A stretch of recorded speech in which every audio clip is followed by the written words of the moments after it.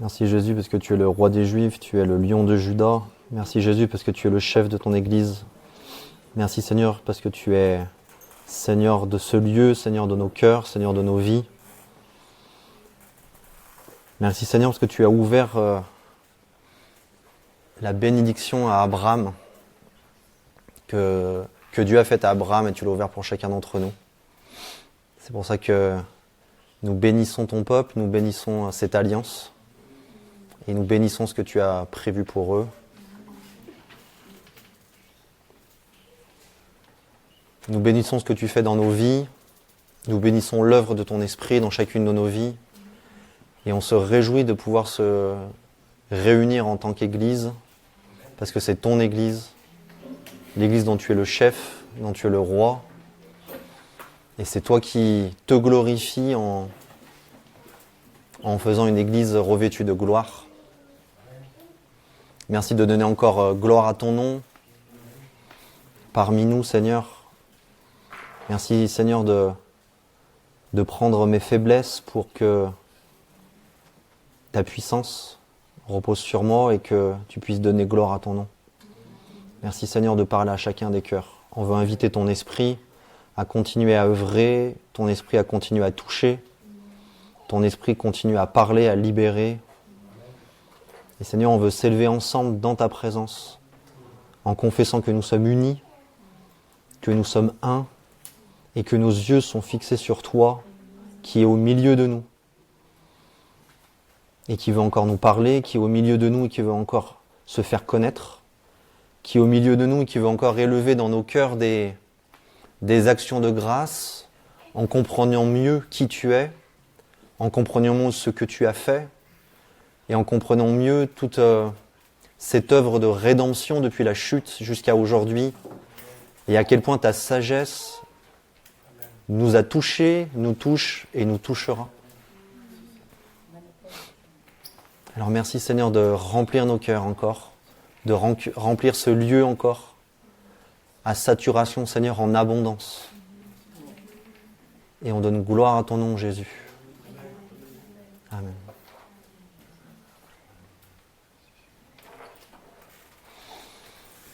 Bonjour à tous. Est-ce que vous m'entendez au fond? C'est bon? Okay. J'ai tendance à parler un peu fort quand je m'excite, donc je vais vite m'exciter. Mais je ne sais pas combien de temps ça va durer. Il est là. C'est bon? On pense à tout. Hein.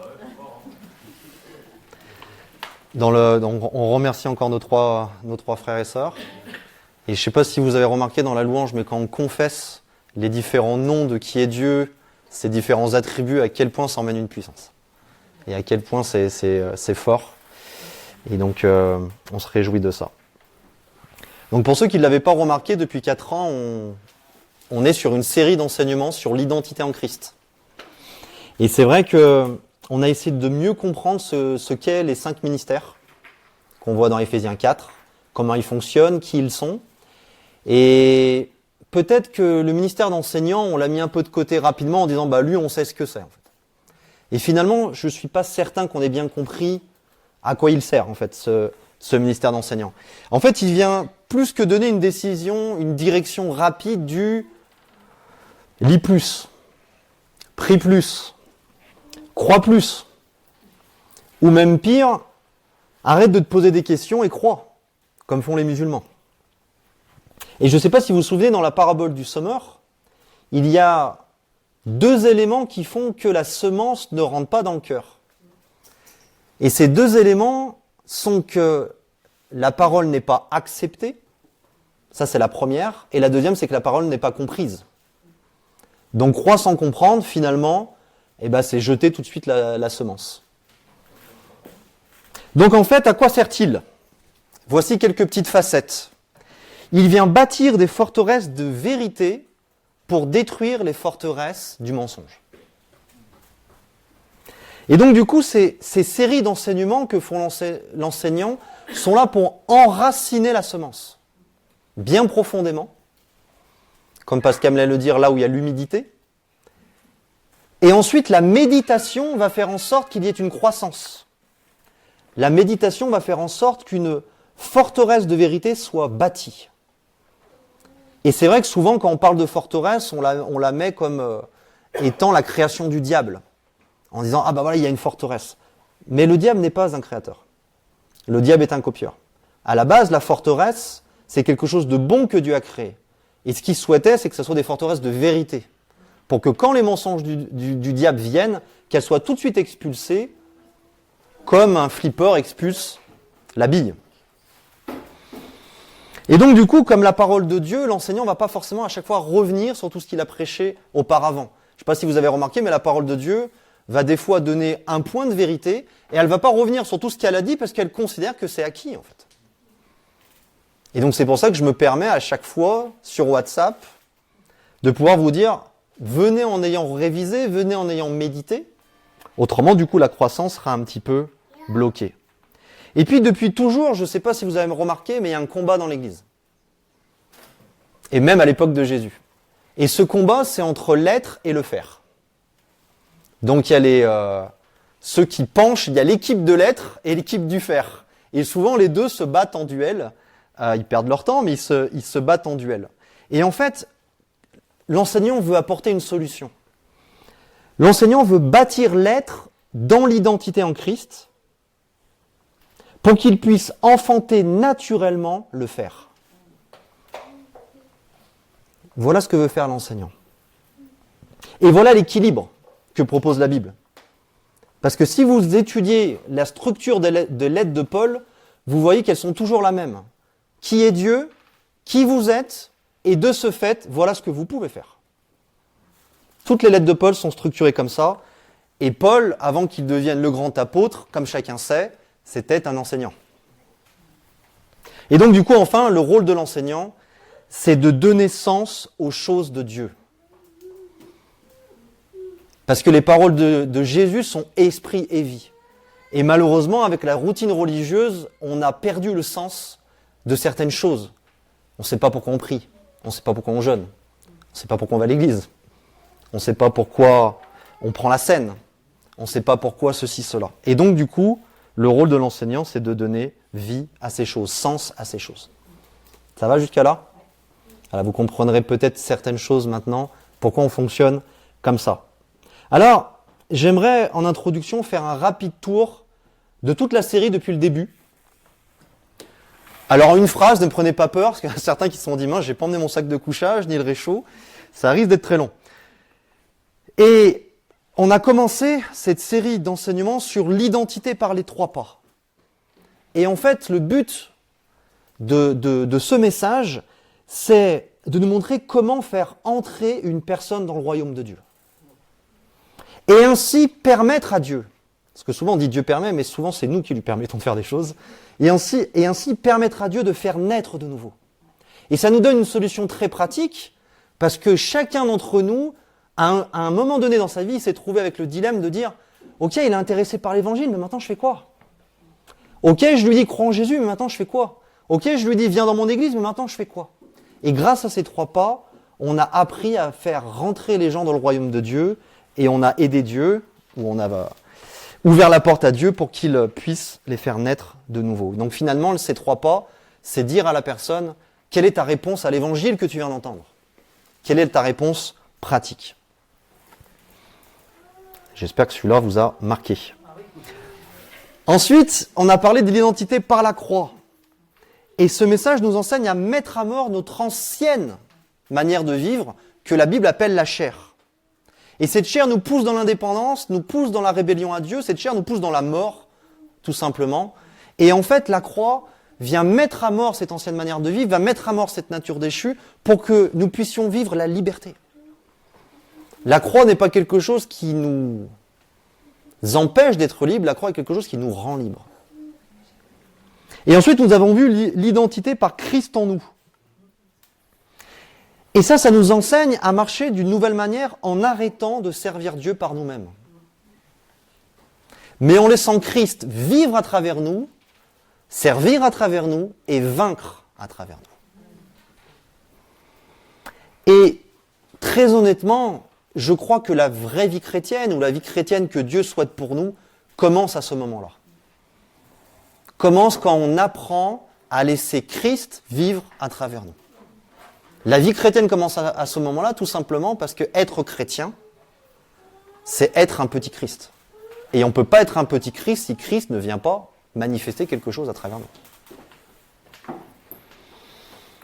Et enfin, le message favori pour certains, on a vu l'identité par la réalité spirituelle à la réalité manifestée. Un principe qu'on retrouve dans tous les enseignements, mais un principe qu'on retrouve dans toute la Bible. Absolument dans toute la Bible. Et on peut le résumer par ce principe de foi que Jésus va enseigner dans Marc 11, qui est « Croyez que vous l'avez reçu et vous le verrez s'accomplir ». Voilà ce principe que Jésus nous enseigne. Et donc j'aimerais imager ça pour qu'on comprenne encore mieux. Si quelqu'un dit « mais je n'ai pas la guérison », ce qui veut dire « mais je ne suis pas guéri », si on essaie de l'imaginer et l'imager avec cet exemple, vous posez la question à cette personne « combien as-tu sur ton compte en banque ?» Si cette personne vous répond « je ne sais pas », alors c'est un blocage pour lui pour retirer de l'argent. Si cette personne vous répond « j'ai 1000 € sur mon compte en banque », vous pouvez lui répondre « non, tu les as pas ». « Ah si, je les ai. Ah non, tu les as pas. Mais pourquoi tu dis que je les ai pas ? Bah parce que je les vois pas dans ta main. Je ne vois pas les 1000 € dans ta main. » Et il va vous répondre « si, je les ai sur mon compte en banque, mais il faut que j'aille les retirer pour que tu puisses le voir. » Voilà ce principe. Le compte en banque, c'est la réalité spirituelle, et retirer, c'est la réalité manifestée. Et comment on peut relier ces deux histoires dans le côté spirituel ? C'est impossible d'aller retirer si nous ne savons pas ce que nous avons sur notre compte. Dans une manière spirituelle, c'est impossible d'aller retirer si nous ne connaissons pas nos promesses, si nous ne connaissons pas notre identité, si nous ne connaissons pas notre héritage, si nous ne connaissons pas ce que nous avons déjà. C'est impossible de retirer. Et encore pire, c'est impossible de retirer si nous sommes sûrs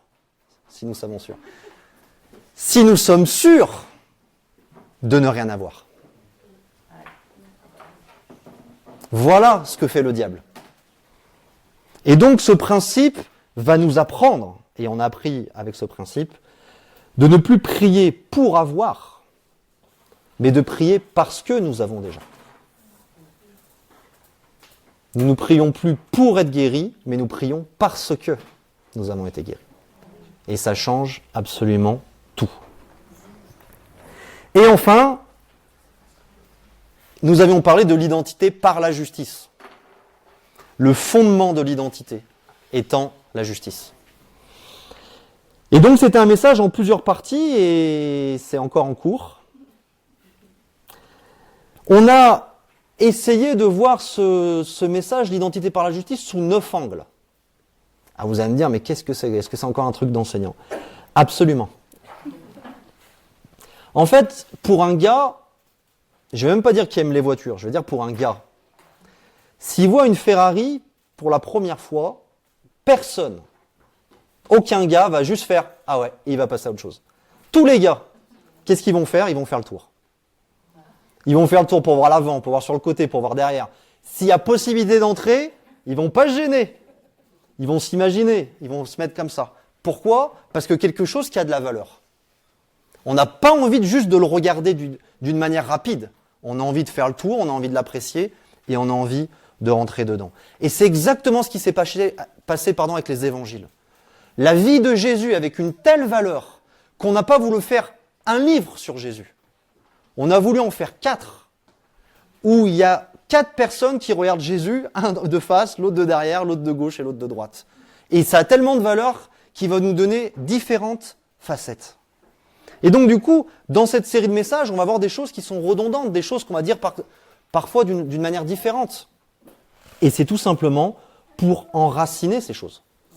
Et donc qu'est-ce que va faire l'enseignant ? Il va donner des angles différents pour bâtir cette forteresse de vérité. C'est un petit peu comme s'il allait bâtir les 4 murs de la forteresse en les disant d'une manière différente. Et donc quand Paul criait aux Philippiens en disant « je ne me lasse pas de dire la même chose », et je sais que Pascal le dit souvent, Et bien c'est son cœur d'enseignant qui parle en disant « Je préfère vous répéter les mêmes choses avec des petits angles différents, d'une manière différente, parce que je sais que je suis en train de bâtir quelque chose en vous. » Et donc, les buts des angles de cette identité par la justice, c'est de voir comment la loi de Dieu nous emmène à Christ et permet à Christ de nous rendre justes. Pourquoi un truc que Dieu a inventé, qui s'appelle la loi, qui a pris énormément de temps dans l'histoire de l'humanité, pourquoi on a envie de la mettre à la poubelle parce qu'elle nous dérange? On a tout simplement envie de la mettre à la poubelle parce qu'on ne la comprend pas. Et donc on essaie de la comprendre pour voir pourquoi Dieu l'a faite, parce que je peux vous garantir que quand Dieu met quelque chose en place, c'est qu'il y a une raison, c'est qu'il y a une puissance, c'est qu'il y a une utilité. Alors j'aimerais juste vous lire, prenez-le pas mais je vous le lis rapidement, Actes 28-23, c'est un nouveau verset. Pas dans la Bible mais dans la suite des enseignements. Paul leur annonça le royaume de Dieu. C'est intéressant et je me réjouis d'entendre de plus en plus ça dans la bouche des frères et sœurs. Ah ben, on s'est réunis, on a parlé du royaume. Ça, c'est qu'on est sur le bon chemin, je pense. Paul leur annonça le royaume de Dieu en rendant témoignage et en cherchant par la loi de Moïse et les prophètes. Quelle drôle manière de fonctionner. À les persuader de ce qui concerne Jésus. Vous imaginez, quand Paul prêchait Jésus, il parlait du royaume et il commençait par Moïse et les prophètes. L'entretien dura depuis le matin jusqu'au soir. Et après on dit que mes enseignements sont trop longs.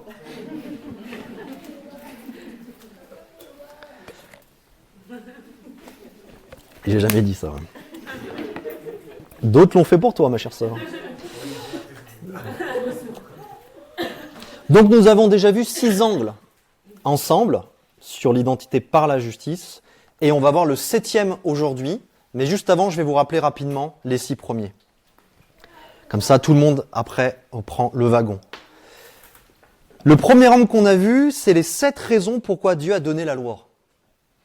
Et c'est primordial, pourquoi? Parce que la loi va définir ce qu'est la justice de Dieu. La loi va être la référence pour définir ce qu'est la justice de Dieu. Autrement, chacun d'entre nous va créer sa propre justice et chacun d'entre nous va être son propre Dieu. Vous remarquez pas que dans le monde, c'est exactement comme ça?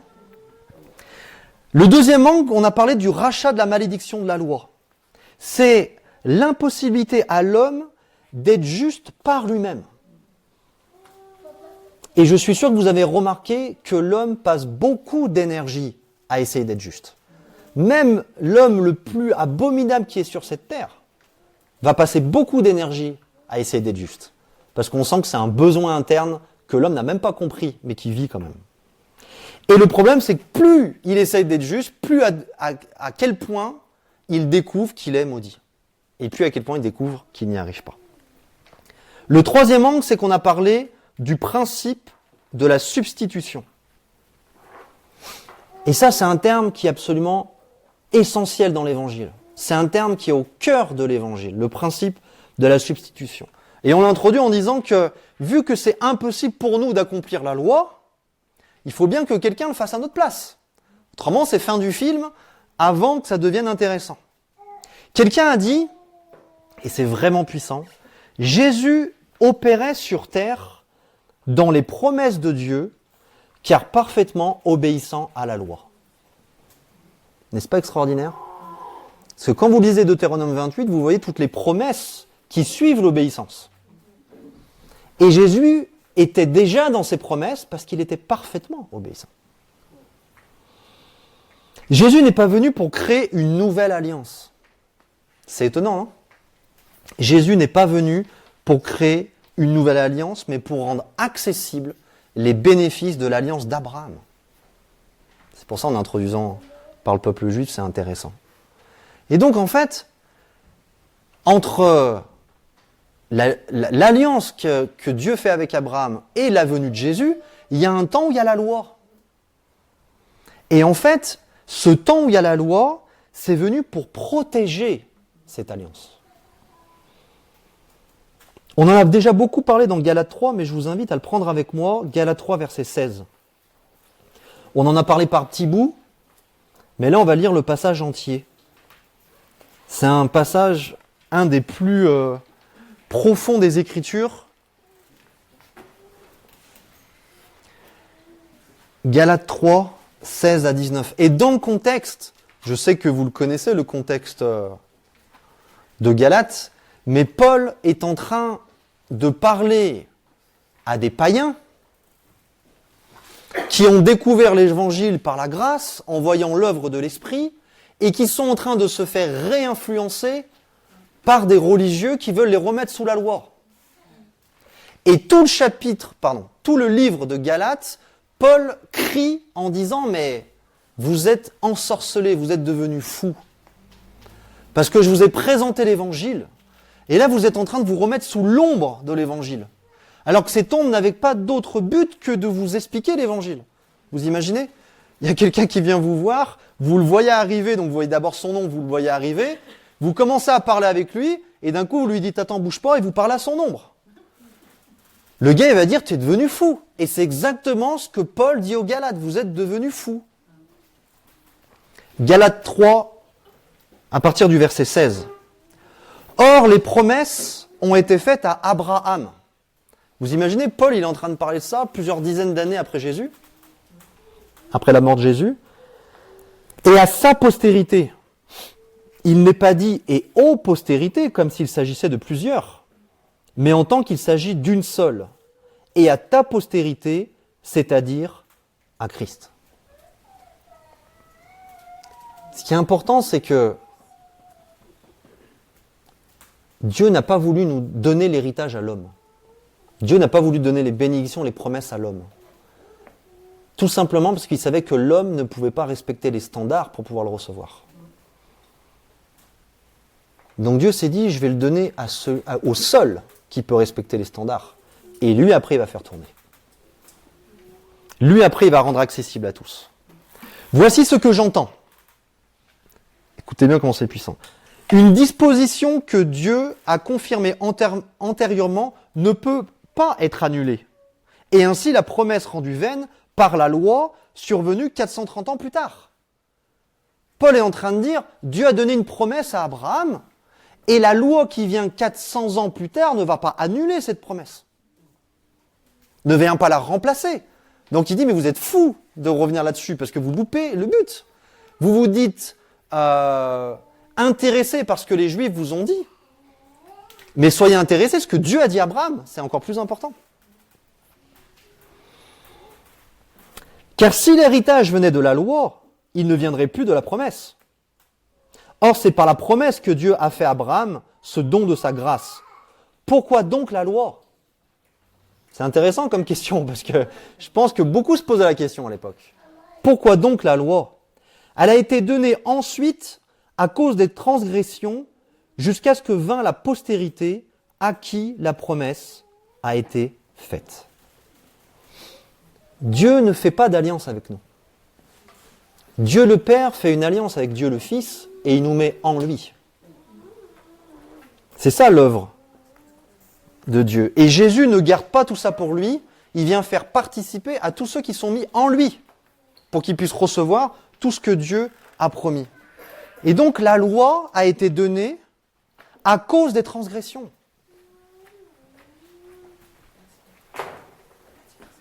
Vous savez, il y a certaines personnes qui vont dire, et peut-être que vous l'avez entendu, peut-être que c'est sorti de votre bouche, et là vous me pardonnerez, mais qui vont dire, pourquoi Dieu ne fait pas grâce à tous ? Pourquoi l'évangile est un chemin si étroit ? Pourquoi c'est si compliqué d'y entrer ? Pourquoi Dieu ne claque pas des doigts et fait grâce à tous ? Pourquoi il vient nous embêter avec sa loi ? Pourquoi il vient nous embêter avec ce chemin ? Pourquoi il vient nous embêter avec ceci, cela ? Mais ce que Dieu nous enseigne dans sa parole, c'est qu'il a déjà fait grâce à tous. Et vous savez comment ça a terminé ? Comme Sodome et Gomorrhe. C'est-à-dire la grâce de Dieu, sans l'œuvre de la loi, c'est Sodome et Gomorrhe. Alors qu'aujourd'hui, le monde peut être aussi abominable qu'il soit, grâce à la loi, il y a encore des gens qui ont un tantinet de morale.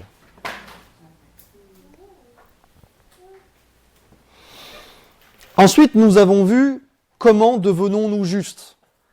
Alors si là, il vous fallait des sacs de couchage, à ce moment-là, il vous fallait une lampe frontale parce qu'on allait dans les profondeurs de l'œuvre de Jésus. On a creusé jusqu'au séjour des morts, tellement on a creusé profondément. Et donc on a vu c'est en naissant de nouveau qu'on devient juste. Parce qu'on a besoin d'un changement d'identité. C'est en mourant pécheur et en ressuscitant juste. En rentrant dans une œuvre qui a été faite par Jésus avec une parfaite légalité. Et notre justice est parfaitement acquise. Et ensuite, on avait parlé d'un manteau de justice, qui nous montrait encore que la justice est un cadeau. Et est-ce que vous vous souvenez des 3 caractéristiques spéciales de ce manteau? Je teste un petit peu pour voir ce qu'on révisait. Si j'ai 0 réponse, je pleurerai pas devant vous, je pleurerai en rentrant chez moi. Ah, heureusement que tu es là, toi. Hein.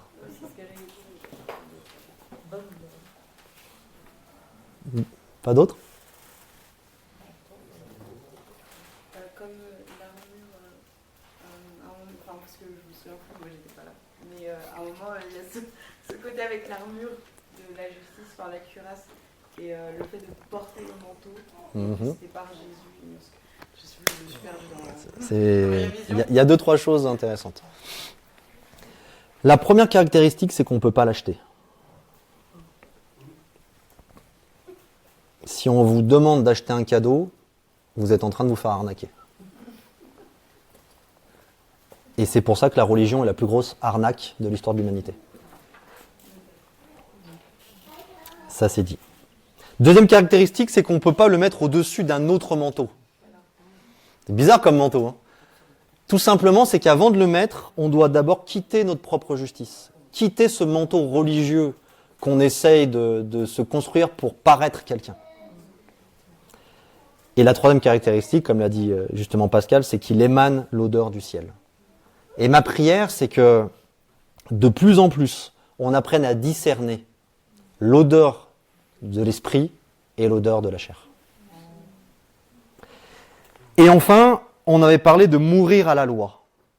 Et quand on a beaucoup parlé de comment marcher par l'esprit, on s'apercevait qu'une des facettes, c'était d'apprendre à être mort à.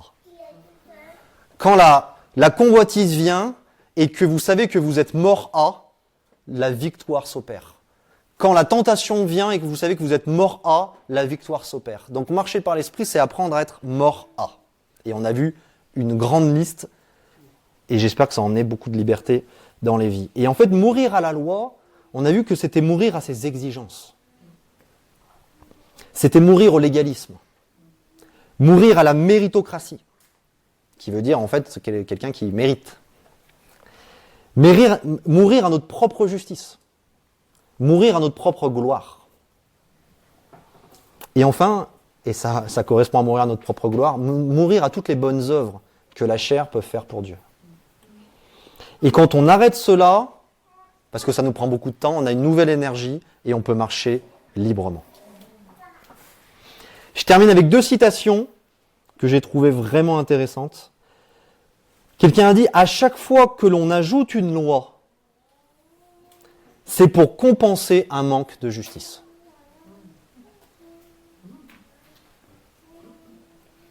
Le faire pour compenser l'être. Quand nous sommes incapables de vivre au sein d'une relation, c'est-à-dire la vie éternelle, comme Jésus l'a défini, une relation avec Dieu, la loi devient le moyen par défaut qui nous montre comment mener notre vie. C'est ou la loi ou la relation. Et donc c'est une bonne intro pour présenter ce 7e angle qu'on va voir ensemble aujourd'hui, que j'ai intitulé « La bonne position de la loi ». Ça fait pas flambeur comme ça, mais vous allez voir que c'est super intéressant. J'ai vu de la déception sur vos visages.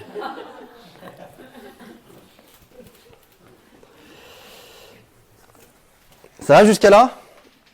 Tout le monde a pris le même train, on est tous ensemble dans le même train? C'est vrai, parce qu'on dit, elle ne peut pas disparaître, et on dit qu'on est mort à elle maintenant. Donc on en fait quoi? Qu'est-ce qu'on en fait?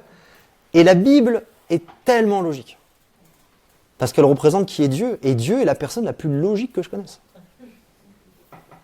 Notre mort à la loi nous permet de comprendre que la loi n'a plus d'exigences envers nous, ça on l'a vu, on l'a compris, et que nous sommes libres de ne plus marcher et vivre sous elle.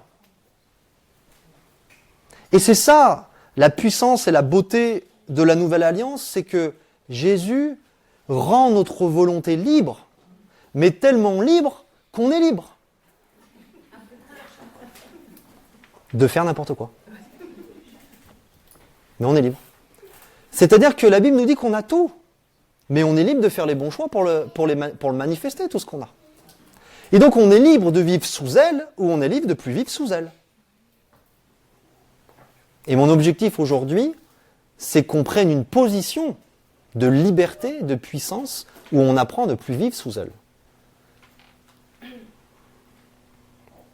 Quelqu'un a dit, je vous cite des belles citations, parce que là vraiment c'était fort. Dès que je lis un truc, je dis waouh.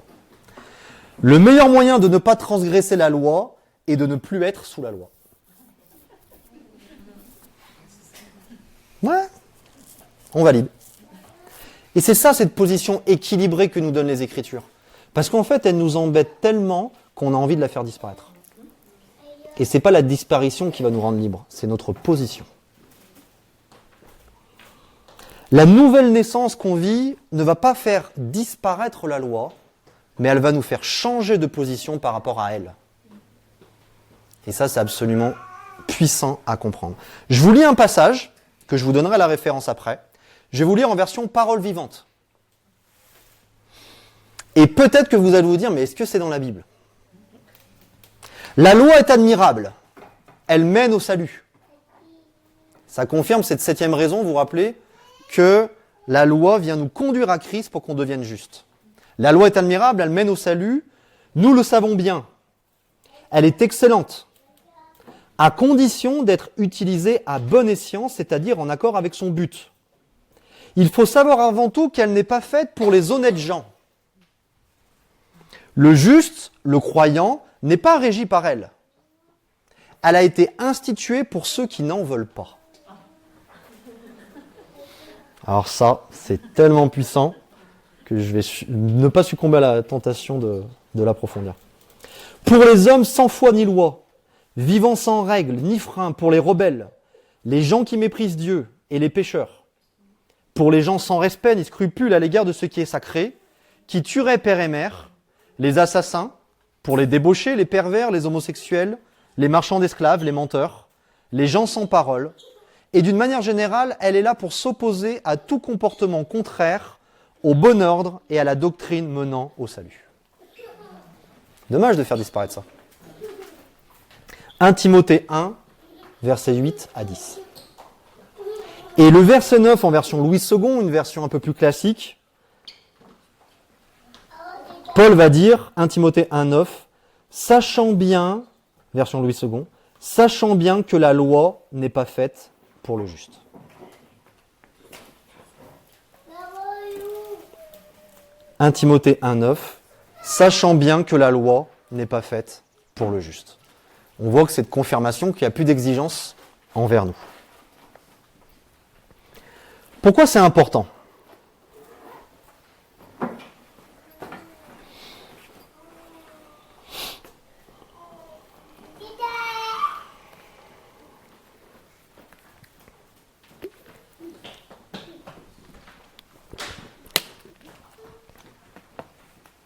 C'est que on va vivre le légalisme malgré nous. S'il y a 3 chapitres à étudier dans les Écritures, c'est Romains 6, Romains 7 et Romains 8. Ces 3 chapitres-là nous donnent un tel cœur de l'Évangile, une telle compréhension des choses, que c'est vraiment intéressant à méditer. Romains 6 va nous parler de la victoire. Par exemple, au verset 22, « Mais maintenant, étant affranchis du péché et devenus esclaves de Dieu, vous avez pour fruit la sainteté et pour fin la vie éternelle. » Ça, c'est une victoire extraordinaire. Ça, c'est Romains 6 qui nous explique la victoire. Et donc, on expérimente la grâce de Dieu. Et normalement, on veut ensuite plus se sanctifier. On veut ensuite vouloir faire plus pour grandir plus. On veut ensuite vouloir faire plus pour grandir plus vite. Et à ce moment-là, nous tombons dans le légalisme. Et nous vivons Romains chapitre 7, où au verset 19, il est dit « Car je ne fais pas le bien que je veux, et je fais le mal que je ne veux pas. » C'est tellement extraordinaire que ces 3 chapitres nous montrent comme un modèle de vie que chacun d'entre nous va vivre. Si on est honnête, combien d'entre nous ont vécu ce que je viens de citer ?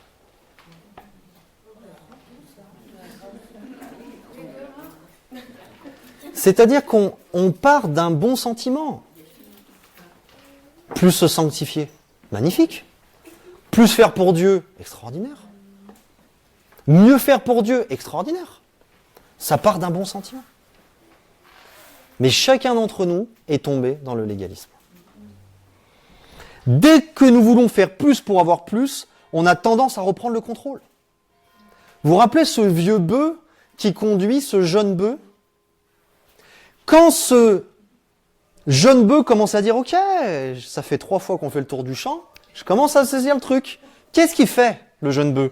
Il dit « Toi, t'es un vieux bœuf, moi, j'ai des bons cuisseaux, donc il enlève le joug. » Et il dit « Maintenant, laisse-moi gambader. » Et à partir de ce moment-là, c'est la catastrophe. C'est ça, reprendre le contrôle quand on veut faire plus. Parce que le problème de la chair, cette nature déchue, c'est qu'elle ne sait vivre et servir Dieu que sous la loi. C'est ça le gros problème. Et la loi va toujours emmener comme fin la condamnation.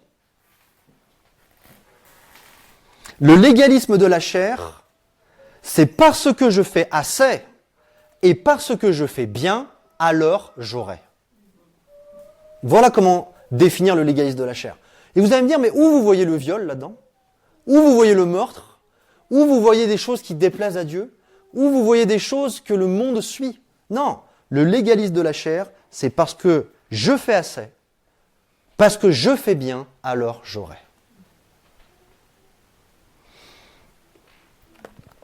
Et donc du coup, on arrive à la fin de Romains 7 avec une conclusion assez déprimante, où justement cet homme qui vit ça va dire « misérable que je suis ». Vous imaginez, c'est pas un pécheur le gars. Il dit qu'il prend plaisir à la loi de Dieu, c'est pas un pécheur. Il veut juste arrêter de convoiter. Et il termine en disant « misérable que je suis ».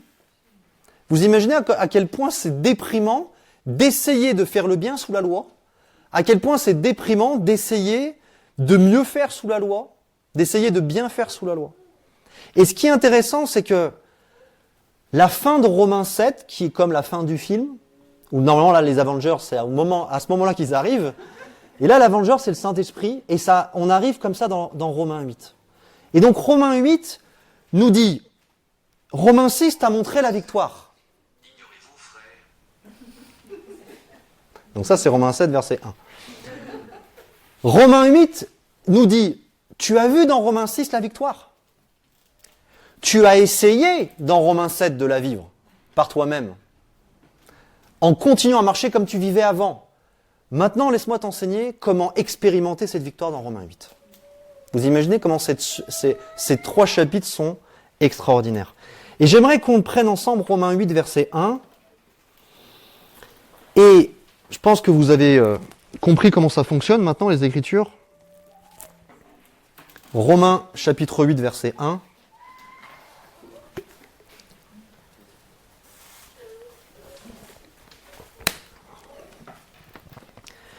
Et quand ça commence par « il n'y a donc maintenant »,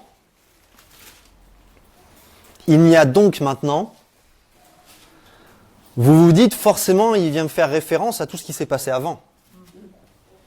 Et tout ce qui s'est passé avant, c'est un homme pieux, un homme bon, qui est sous la loi et qui essaye de faire le bien. Et qui est condamné. Condamné à chaque fois. Pourquoi ? Parce que plus il essaye de faire le bien, plus il voit que le mal est attaché à lui. Et ça le condamne. Il se dit, mais finalement, est-ce que je suis vraiment né de nouveau ? Mais finalement, est-ce que j'ai vraiment fait les 3 pas ? Mais finalement, est-ce que vraiment je mérite ce statut d'enfant de Dieu ? Il est sous la condamnation. Et donc Romains 8, verset 1 commence par « Il n'y a donc maintenant aucune condamnation ». Sauf qu'il dit pour ceux. Première condition, pour ceux qui sont en Jésus-Christ. C'est-à-dire ceux qui sont nés de nouveau, ceux qui se sont identifiés à lui dans sa mort et dans sa résurrection. Pour eux, il n'y a plus aucune condamnation. Sauf que, dans la plupart de vos Bibles, qui n'ont pas les bonnes versions, la bonne originale grecque, ça s'arrête ici. Alors que dans l'original grec, il y a virgule, qui marche non selon la chair, mais selon l'esprit. Et ça, c'est l'original grec. Donc, première condition, ceux qui sont en Jésus-Christ. Mais le problème, c'est que cette condition ne suffit pas. Vous avez déjà vécu la condamnation en Jésus-Christ ? C'est pas normal. Pourtant, la Bible, elle dit l'inverse, c'est bizarre. La Bible serait remplie de mensonges. Virgule.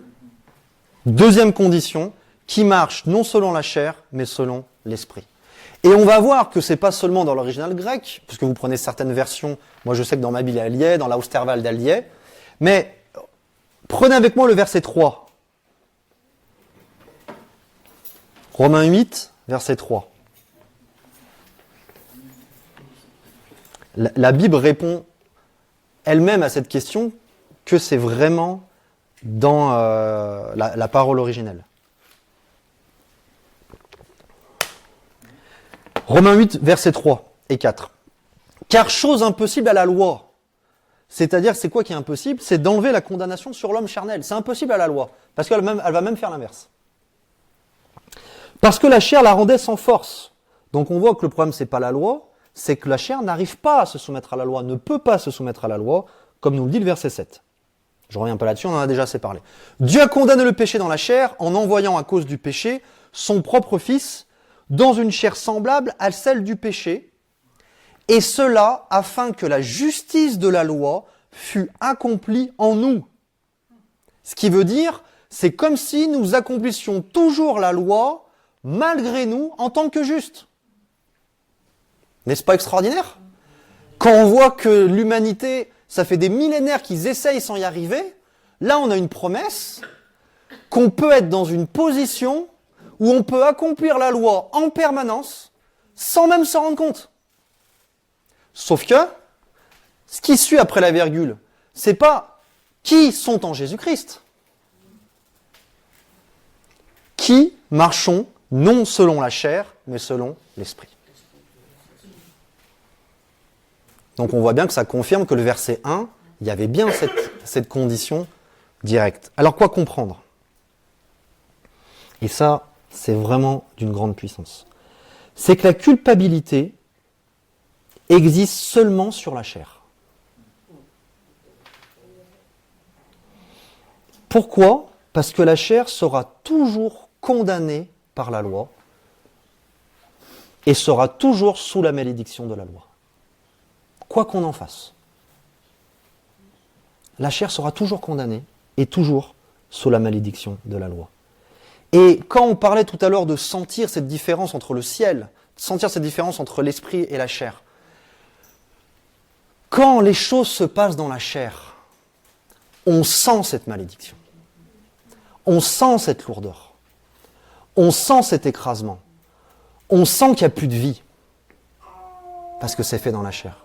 Et pourtant, ça peut être très bien pour faire le bien, mais c'est fait dans la chair. Et de plus en plus, on ressent ces choses. Des fois, vous êtes allé dans un endroit, vous vous êtes dit, mais je ne peux pas y rester. Je ne peux plus y rester. C'est pas parce que les choses ont changé, c'est peut-être que vous êtes ouvert en disant, mais en fait, je suis habitué à l'odeur du ciel, je suis habitué à la couleur de l'esprit, et quand je sens cette chair maudite, quand je sens cette malédiction de la loi, je sens que mon esprit, il est comme en cage, il a besoin de fuir en fait. Et donc du coup, seule la marche par l'esprit nous permet de vivre sans condamnation et dans la justice de Dieu. C'est ça la puissance de ce passage, c'est ça que Dieu a voulu mettre dans tout ce chapitre de Romains 8, en nous expliquant que la marche par l'esprit va nous aider à plus jamais vivre avec condamnation et vivre en permanence dans la justice de Dieu. Alors, même si on en a parlé 1000 fois depuis le début des messages, je souhaitais résumer ce qu'est marcher par l'esprit. Premièrement, c'est marcher par notre esprit. Vous allez me dire, c'est trop simple, mais c'est ça. C'est-à-dire que dans notre esprit, Dieu a mis l'intuition, Dieu a mis la conscience, Dieu a mis certaines chambres. Et donc du coup, vous avez vos raisonnements intellectuels, vous avez votre manière de penser religieuse qui va vous dire « il est bon de, il est bien que ». Mais l'intuition au fond de vous va peut-être vous dire « tout mon raisonnement me dit d'aller à droite, mais mon intuition me dit d'aller à gauche. Et donc je vais aller à gauche. » Ça a l'air d'être bien, mais ma conscience me dit « n'y va pas ». Et donc j'y vais pas. Ça, premièrement, c'est ce qu'on appelle marcher par l'esprit. D'accord ? Marcher par notre esprit. Encore une fois, on n'est pas sous 1000 règles qui nous disent voilà ce qu'il faut faire. Vous savez, sans vouloir critiquer aucunement, mais combien de chrétiens ou de personnes qui vont à l'église ont besoin du pasteur pour respirer, pour faire quoi que ce soit. Et la raison, c'est qu'ils n'ont pas appris à marcher par l'esprit. Si on a besoin de règles en permanence, si on a besoin d'autorisation en permanence, si on a besoin de... Pasteur, est-ce que j'ai le droit de faire ça ? Si on a besoin des permissions en permanence, c'est qu'on est encore sous la loi. La marche par l'esprit nous donne une telle liberté. Marcher par l'esprit, c'est marcher avec Dieu, conduit et influencé par Dieu. C'est sentir en nous ce basculement en interne où on sent qu'on ne puise plus en nous. On ne puise plus dans notre connaissance, dans nos compétences, on ne puise plus dans nos capacités propres. On ne puise plus dans nos bagages, mais on puise en lui. Et quand on vit ce basculement de l'un à l'autre, c'est qu'on est en train d'apprendre à marcher par l'esprit. C'est quelque chose à expérimenter. Marcher par l'esprit, c'est marcher livré à Dieu, par Dieu et pour Dieu. C'est-à-dire marcher avec un cœur entier et un cœur désintéressé. Vous savez, un cœur désintéressé, c'est un cœur libre. Quand vous rentrez dans un magasin et que vous avez la serveuse au comptoir qui vous fait un grand sourire et qui vous dit « Soyez le bienvenu, monsieur. Je suis là à votre service si vous avez besoin de quoi que ce soit » et qui vous fiche la paix. Vous avez beaucoup plus de chances d'acheter dans ce magasin que si vous avez 3 serveuses qui vous sautent dessus et qui commencent déjà à vous enfiler une veste. Parce que quand vous voyez un cœur désintéressé, il y a la liberté qui se passe. Quand quelqu'un vous parle de Jésus, mais juste pour vous, juste pour que le royaume avance, la personne, elle sent ce cœur désintéressé et il y a la liberté qui est transmise. Elle se dit, mais il n'a pas d'intérêt. Et ça, c'est marcher par l'esprit. Marcher par l'esprit, bien entendu, autrement on ne ferait pas cette série, c'est marcher dans notre identité en Christ. C'est marcher en croyant qu'on est devenu celui ou celle que Dieu a dit qu'on est devenu. Je ne sais pas si c'est vraiment français, vous avez compris le principe. Parce que si vous marchez avec cette identité de pécheur, pour un pécheur, c'est normal de pécher. Si vous marchez dans cette identité de juste, vous allez sentir que le péché, ça ne fait plus partie de votre nature. C'est plus quelque chose qui vous colle à la peau, en fait. Donc marcher par l'esprit, c'est marcher dans cette identité en Christ. Et enfin, et c'est là-dessus que je veux insister, marcher par l'esprit, c'est marcher par la foi. Les deux sont entièrement indissociables, complètement indissociables. Vous vous rappelez le titre du message d'aujourd'hui ?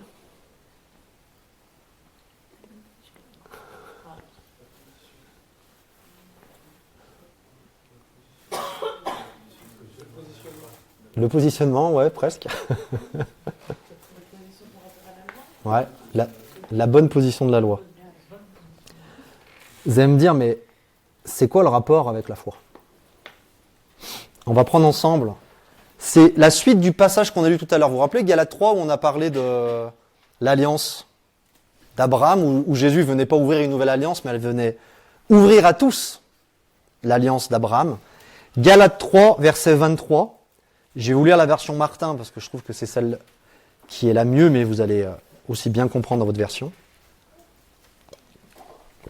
Là, c'est pas quelque chose en plus ou en moins, c'est juste que je trouve la version Martin, elle explique vraiment bien les choses. Galates 3, verset 23. Vous y êtes ? Or, avant que la foi vînt, nous étions gardés sous la loi. Étant renfermés sous l'attente de la foi qui devait être révélée. Verset 25. Mais la foi étant venue, nous ne sommes plus sous le pédagogue, c'est-à-dire nous ne sommes plus sous la loi.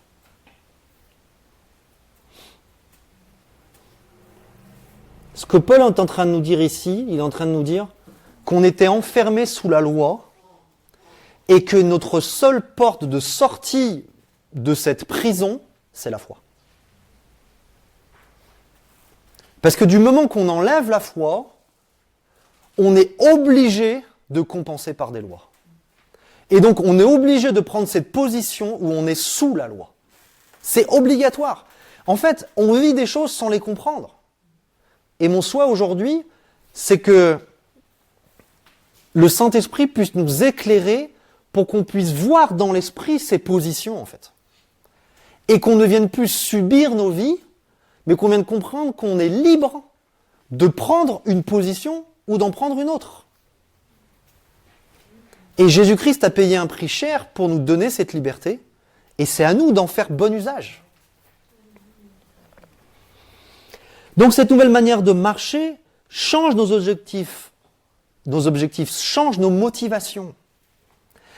Elle nous pousse à arrêter de gagner par nous-mêmes ce que Christ seul peut faire. Je redis ça. Elle nous pousse d'arrêter de gagner, de mériter par nous-mêmes ce que Christ seul peut faire. Et elle nous pousse à mettre notre foi dans ce qu'il a déjà fait. Vous voyez la différence de fonctionnement entre les deux ? Elle nous pousse à ne plus essayer d'accomplir la loi pour être juste, mais à marcher par la foi comme quelqu'un qui est déjà juste. Quel gain de temps! Quel gain de temps de se dire, avant moi, pendant des millénaires, des gens ont essayé. Et ils n'y sont pas arrivés. Moi, si je peux avoir une solution pour éviter de passer ma vie à vivre ces échecs-là, donnez-la moi.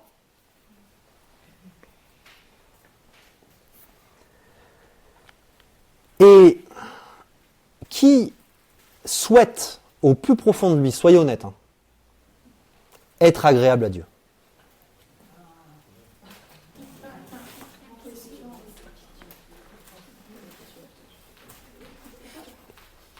Il n'y a absolument aucun passage des Écritures qui nous dit qu'on est agréable à Dieu quand nous faisons assez et quand nous faisons bien. Le seul passage des Écritures qui nous dit que sans la foi, nous ne pouvons pas être agréables à Dieu. Donc,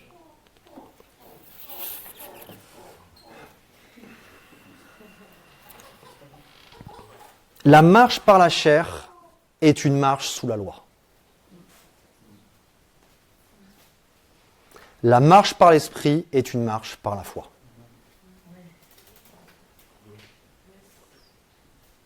Et les deux s'excluent mutuellement. On ne peut pas mettre un peu de l'un et un peu de l'autre. C'est ou l'un ou l'autre. Il y a une exclusion automatique. Mais qu'on y pense ou pas, qu'on comprenne ou pas, il y a une exclusion automatique. Le Saint-Esprit nous sera d'aucune utilité sous la loi. Aucune utilité. Des fois, j'ai entendu des personnes qui disaient « Ah, mais le Saint-Esprit nous a été envoyé pour nous aider à accomplir la loi. » Mais pas du tout. Sous la loi, le Saint-Esprit ne vient pas. Il dit « Moi, là-bas, j'y vais pas. » Car il nous a été envoyé pour nous apprendre à le suivre en marchant par la foi. Et l'image que je veux vous donner qui va vous permettre de mémoriser ça, parce que je sais qu'une image, si vous allez la mémoriser, c'est que vous avez une carte de route, d'accord, qui vous indique votre chemin. Et vous avez un guide qui est le Saint-Esprit. Et à chaque fois que vous prenez la carte pour regarder le chemin, vous perdez de vue le guide.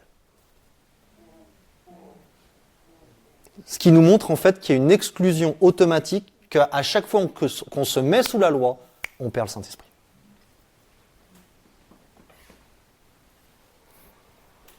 Ça va jusqu'à là?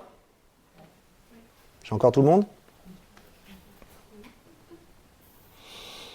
J'aimerais vous faire une petite parenthèse pour qu'on comprenne mieux cette manière de marcher. Est-ce que vous êtes d'accord avec moi que le sacrifice est quand même quelque chose d'important dans notre évangile? Et Hébreux 11.4 nous dit quelque chose d'assez étonnant, où il est écrit « C'est par la foi qu'Abel offrit à Dieu un sacrifice, plus excellent que celui de Caïn, c'est par elle qu'il fut déclaré juste. » Par elle, par la foi. Donc je ne vais pas revenir sur le principe que c'est par la foi qu'on est déclaré juste, parce qu'on en a déjà parlé 1000 fois. Mais ce que je veux souligner, c'est, n'est-ce pas étonnant qu'à l'époque de Caïn et d'Abel, où ils n'avaient pas les Écritures, ni les anciennes, ni les nouvelles, ils n'avaient pas d'expérience extraordinaire, qu'on était déjà en train de mettre la foi dans un sacrifice. C'est étonnant parce que Dieu avait enseigné à Adam et Ève l'importance du sacrifice. Et il a prophétisé que la rédemption de la chute allait se faire par la foi dans un sacrifice, et il a prophétisé que la rédemption de la chute allait coûter un grand prix. Pour ceux qui étaient dans le Rhône, dans le dernier temps d'église de questions-réponses, on a étudié Genèse 3, verset 15. Quelqu'un saurait me citer le passage? Vas-y. T'as été la première, sur la photo finish, tu étais la première à lever la main. C'est pas de la postérité de la femme et toi vous êtes inimitié, donc la postérité de sa postérité sera aussi inimitié à sa postérité. Ouais. Quelqu'un à la fin? La femme écrasera du... Ah ouais, c'est lui. Ok. Ok, ça marche. Tout le monde voit ce passage à peu près dans les Écritures? Donc c'est Genèse 3, verset 15, où on voit que on parle d'un coup, parce qu'on voit qu'il y a une inimitié entre deux royaumes, une inimitié entre deux postérités, et on voit que Dieu est en train de dire au diable, là tu penses avoir gagné, mais je te prophétise déjà comment tu vas perdre. La postérité de la femme, donc on l'a vu tout à l'heure, la postérité c'est Christ. La postérité de la femme va t'écraser la tête. Dans le sens, tu vas perdre toute autorité. Mais toi, tu lui briseras le talon. Donc on voit que Dieu est déjà en train de prophétiser qu'il va avoir un prix qui va être payé. Donc ça, c'était Genèse 3, verset 15. Et Genèse 3, verset 21, après la chute, c'est écrit « L'Éternel Dieu fit à Adam et à sa femme des habits de peau, et il les en revêtit. » Voilà le premier sacrifice. Dieu prophétise déjà que pour que la rédemption de la chute soit complète, il va falloir que des sacrifices soient faits. Lui, c'est le premier. Tout le régime de la loi, ils ont bien compris à quel point les sacrifices servaient, jusqu'à quand que Jésus arrive. Et donc, Adam et Ève, qui ont eu cet enseignement de Dieu, ils l'ont transmis à leurs enfants. C'est ma conclusion. Et, comme vous l'avez bien cité, on voit un combat entre les deux postérités. Et quand on a fait ce temps de questions-réponses, qu'on a vraiment essoré ce verset, on s'était aperçu qu'une postérité, c'était ceux qui descendaient dans la chair, et une autre postérité, c'était ceux qui descendaient dans l'esprit, et qui avaient un combat chair-esprit. Et maintenant, on va sauter au chapitre 4, donc Genèse 4, verset 3.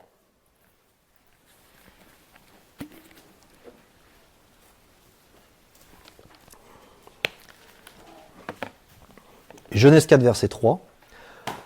Au bout de quelque temps, Caïn fit à l'Éternel une offrande des fruits de la terre.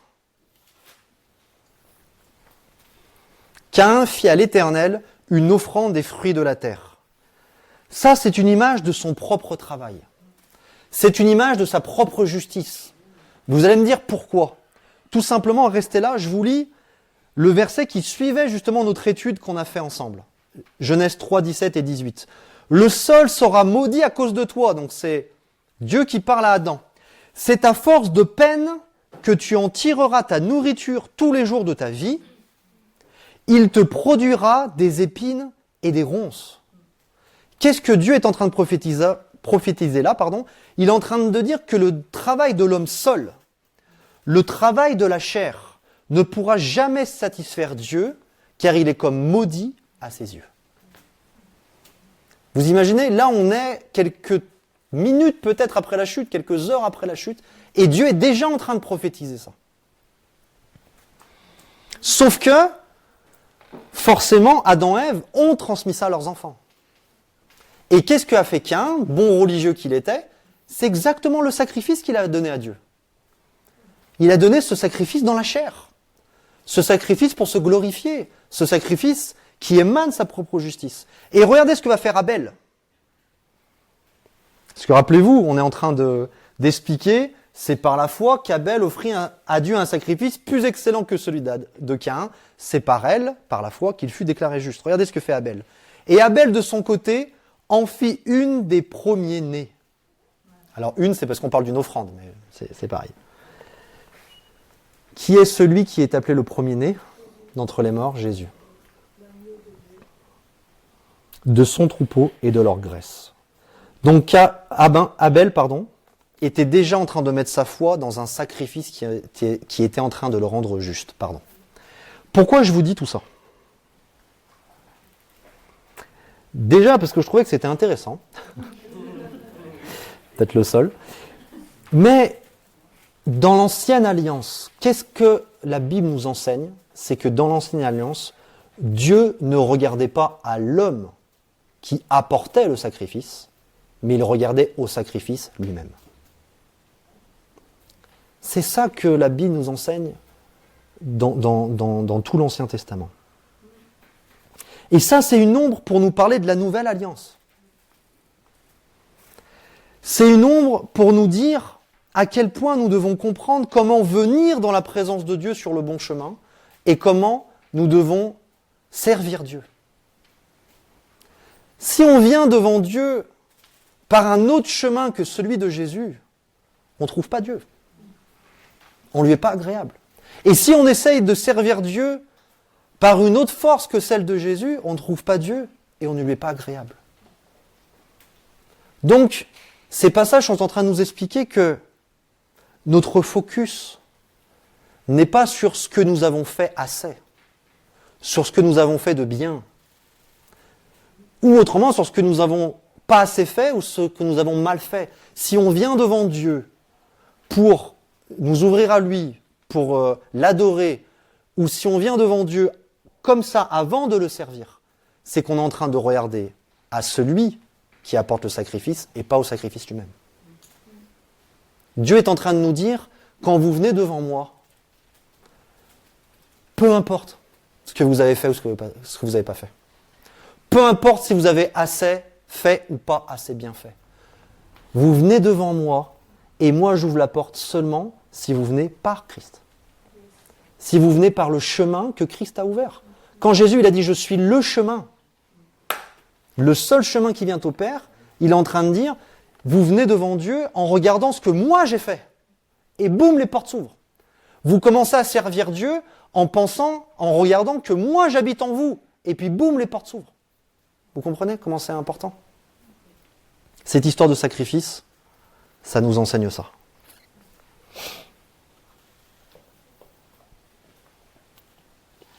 Un homme de Dieu, un jour, il était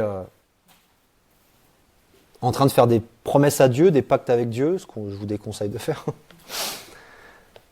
Et il dit, Seigneur, ce soir, j'ai envie qu'on vive un temps encore plus fort que hier soir. Donc je vais jeûner toute la journée. Et puis je vais prier toute la journée. Et puis je vais me consacrer toute la journée. Et ce soir, on vivra un temps super fort. Et puis, vu qu'il était pasteur, il a été appelé par 2-3 brebis qui avaient besoin de lui. Donc il part, un qui lui paye à manger, et puis cela, il va de brebis en brebis, et puis à la fin de la journée, 1 heure avant le temps, il s'aperçoit que non seulement il n'a pas prié une seule minute, qu'il n'a pas jeûné une seule seconde, et qu'il est même un peu lourd, quoi. Et là, il est sur le trajet pour aller à ce moment, dans ce temps, et il dit à Dieu, Seigneur, je t'en supplie, ce soir, fais le pas par rapport à moi. Fais-le par rapport à Christ. Et Dieu lui répond, mais tu pensais que j'allais le faire par rapport à qui? Et il a eu une super leçon. Il s'est dit, j'ai compris ce qu'est de ne plus être sous la loi. Avant de vous proposer une petite pause, pour ceux qui le souhaitent, j'aimerais terminer en vous disant, après l'œuvre de Christ, la dispensation est passée de la loi à la grâce. Pas parce que Dieu a changé. On a du mal à reconnaître Dieu dans l'Ancienne Alliance. On a du mal à reconnaître Dieu sous la loi. Et la dispensation, après Jésus-Christ, n'est pas passée de la loi à la grâce parce que Dieu a changé, mais parce que nous avons été changés. Dieu a proposé la grâce avant cette transformation. Et ça a fini en Sodome et Gomorrhe. Ça a fini en déluge. Sauf qu'après Christ, Dieu va proposer la grâce, et cette fois, elle va fonctionner parce que nous avons été changés. Avec la nouvelle naissance, Dieu fait une œuvre où, en changeant nos cœurs, il ne nous montre plus sa volonté de l'extérieur, mais de l'intérieur. Quelqu'un me rappelle le titre du message ?